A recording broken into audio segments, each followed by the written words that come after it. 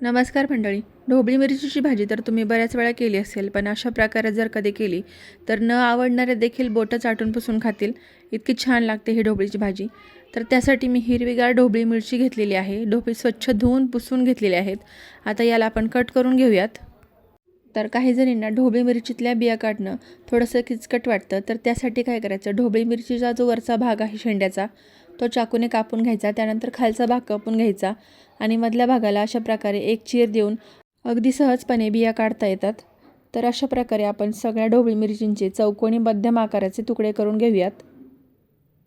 आता इथे मी मोठ्या आकाराचे 3 कांदे घेतलेले आहेत. आता हे कांदे आपण बारीक चिरून घेऊयात.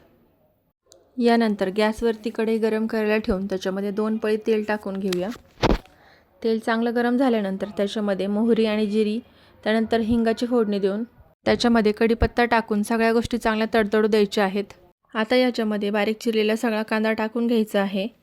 सगळा कांदा तेलामध्ये सोनेरी रंग येईस्तोपर्यंत परतून घ्यायचा आहे. त्यानंतर त्याच्यामध्ये चवीनुसार मीठ टाकून आणखीन एखाद मिनिटभर परतून घ्यायचं आहे. तर इथे कांद्याला आपल्या चांगला गोल्डन कलर आलेला आहे. आता त्याच्यामध्ये आपण मसाले टाकून घेऊयात. तर सगळ्यात आधी मी हळद टाकलेली आहे. त्याच्यानंतर 1 चमचा कांदा मसाला टाकलेला आहे. 1 चमचा मटण मसाला टाकलेला आहे. आता हे सगळे सुके मसाले कांद्यामध्ये मिक्स करून 1 मिनिटभर परतून घेऊयात. आता याच्यामध्ये चिरलेली सगळी ढोबळी मिरची टाकून ती देखील या कांद्यामध्ये मिक्स करून घेऊयात.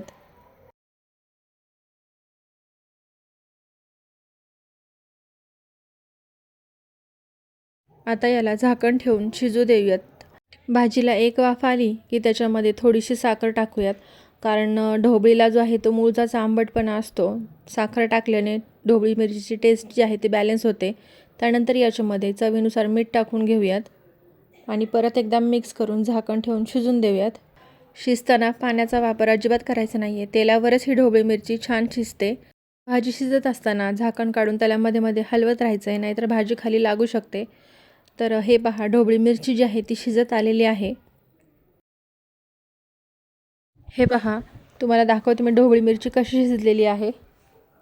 तर आता या स्टेजला याच्यामध्ये आपण बेसन पीठ पेरून घेऊयात. तर आपले साधारण पोहे खाण्याचे जे चमचे असतात ते 3 चमचे याच्यामध्ये मी बेसन पीठ टाकलेलं आहे. आता हे पीठ भाजीमध्ये चांगले मिक्स करून घ्यायचं आहे आणि याला झाकण ठेवून पुन्हा एकदा 2 वाफा काढून घ्यायचं आहे. 2 वाफेमध्ये बेसन पीठ जे आहे ते चांगलं शिजतं. तर मंडळी, तयार आहे आपली बेसन पीठ पेरलेली चटपटीत अशी ढोबळी मिरचीची भाजी. तुम्हाला ही रेसिपी कशी वाटली कमेंटमध्ये सांगा. लाईक, शेअर, सबस्क्राईब करायला विसरू नका. धन्यवाद.